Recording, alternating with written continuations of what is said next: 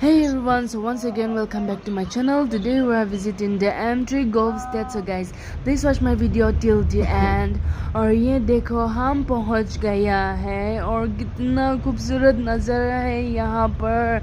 And guys, as you can see, the gate is perfectly designed and the landscaping is stunning. और मुझे ये तो बहुत पसंद आया and I hope आपको भी पसंद आया होगा.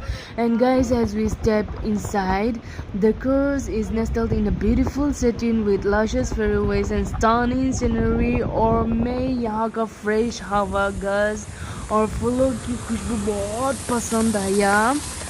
It's so invigorating and the wind carries the fragrances, making it feels like a breath of fresh air. The combination of nature's beauty and the fresh smell is truly uplifting.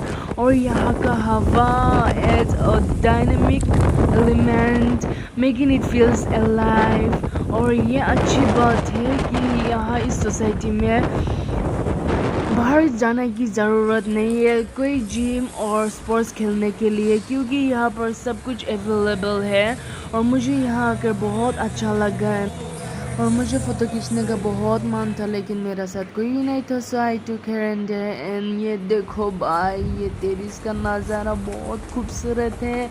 मुझे यहाँ रहने का बहुत मन कर रहा है, लेकिन क्या करूँ.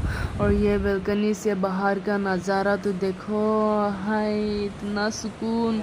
Overall I am really impressed with M3 golf course. The combination of खूबसूरत views and excellent facilities is truly amazing.